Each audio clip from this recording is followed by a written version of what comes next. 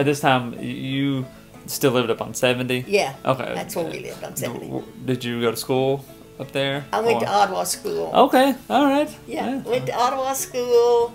And my dad had gone to Ottawa school before me, of course, quite a while. And my mom had too.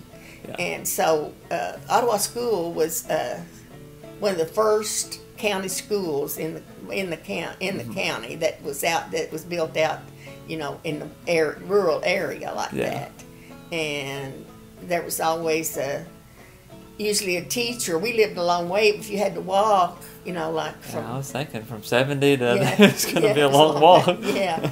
But usually a teacher was going from Mount Vernon or Broadhead. One would be going by our house, and we could get a ride with them. Yeah. Or we could we could walk part of the way, and somebody would be picking us up, but we had a hard time getting to school. But we went every day. My daddy, at that time, the school, there was trustees out in the county. Each area had, I don't know how the trustee system really worked, but my dad was a trustee.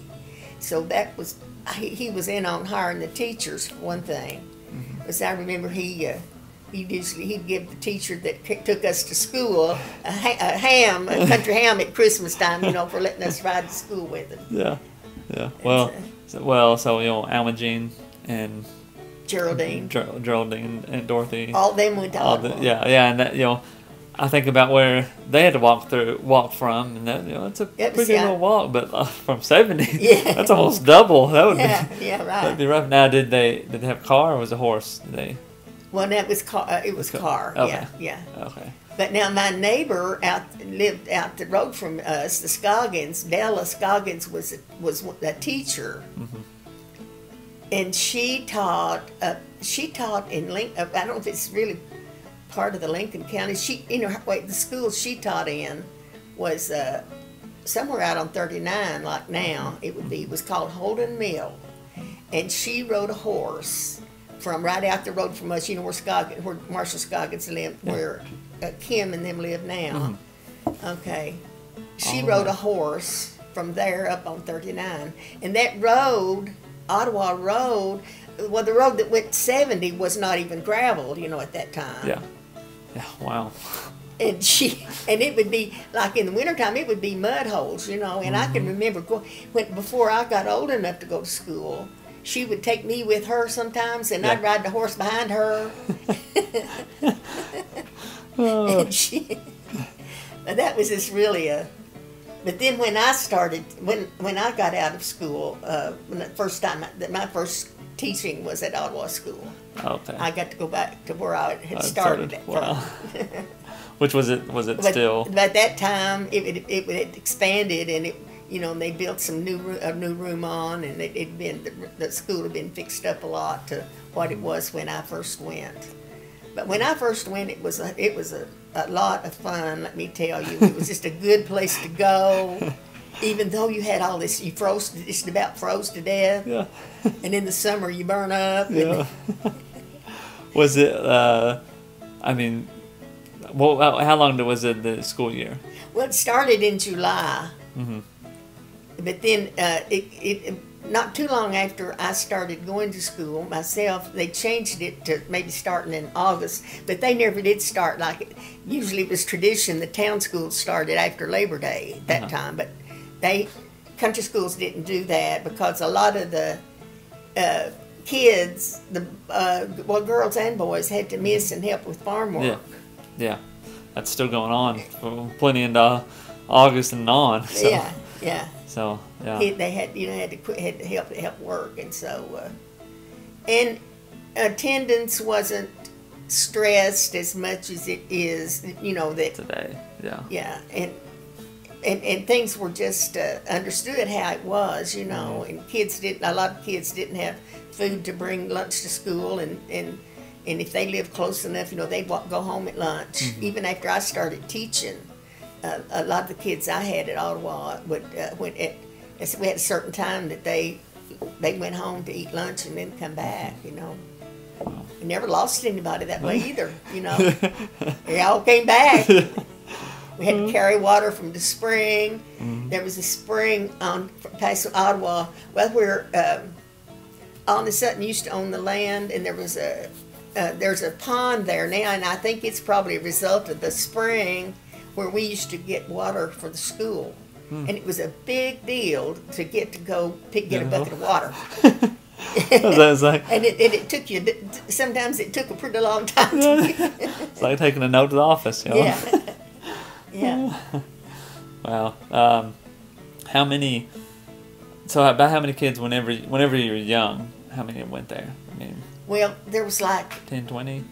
No, there's more than that. Okay. There was two rooms then. When I first went as a student, there was grades 1 through 4. That they called that the little room, and then the big room then was like 5 through 8 or something like that.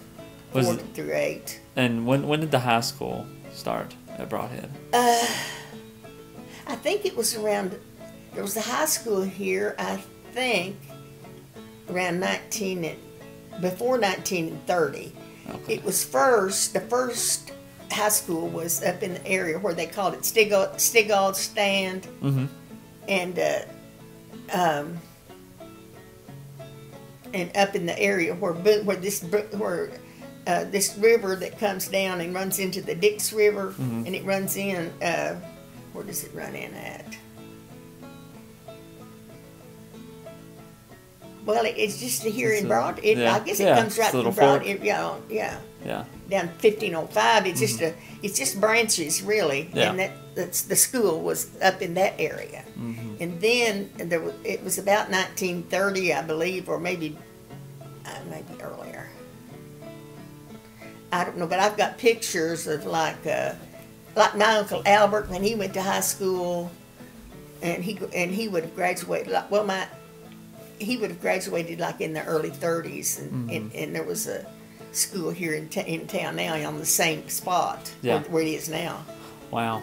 Yeah, and I mean that's. I'm trying to think, would it have been built like WPA built or did? Well, not first. Yeah. The WPA built the stone building. Yeah. That was there. When I went to. Yeah, that was a good school. Oh, yeah. I mean, that was a strong school, but the outside of it was, but the inside of it was just gone, you know. Yeah. But it was a good building. And then I've got all that written down in there. I've got pictures of it. I don't remember exactly the dates on it, but. Whenever you finished at Ottawa, did they bus you all to the high school, or did you? Yeah, when I started, they had just started the bus route, and it just went up 70 and out toward Quail at first, and then on this area. Now I don't know where it went on the other side of the county, but kids that lived like what's now Doug Hill Road and up that. When the buses first started, they would walk from like where where Bill Atkinson lives now, from there over to 70 where we lived, and get the bus. Wow. And then they'd walk back in the evening. And if it was bad weather, now some of the Jones kids, they'd stay all night with us if the weather was bad and they couldn't get home. Well, their parents didn't have and they didn't have any phones. They didn't have any way to know where that their kids were. That sounds stressful. Yeah.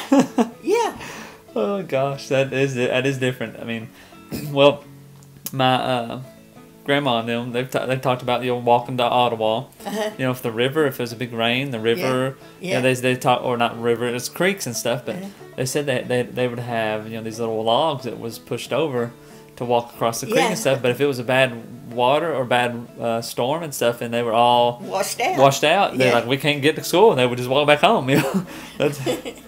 Well, there's this story. One time, one of the teachers that taught at Ottawa, we called it the big room. That was the older kids, and he lived here in Broadhead. His name was Cecil McKinney, and he's a relative of a lot of you all. Anyway, he.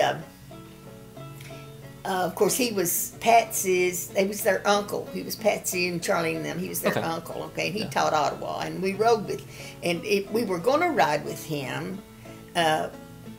Well, no, I guess we did ride with him, and we were in the lower grades, and he was teaching upper grades. We never did get to have him for the teacher, but he was interested in young kids, and especially in Patsy and Charlene and them.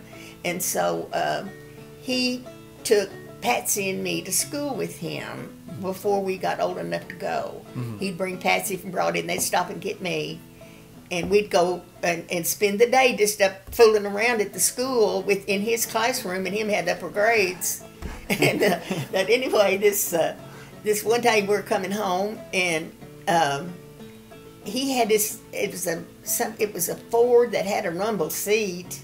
I don't know what year. I used to know what it was, but we had to come down a creek when we got down to where Ottawa Road runs into 70. Yeah. And that creek goes down through there. Well, 70 wasn't built up that hill. You had to go through that creek. Yeah. And so this one day we got down there and it had rained, but he thought we could get through it.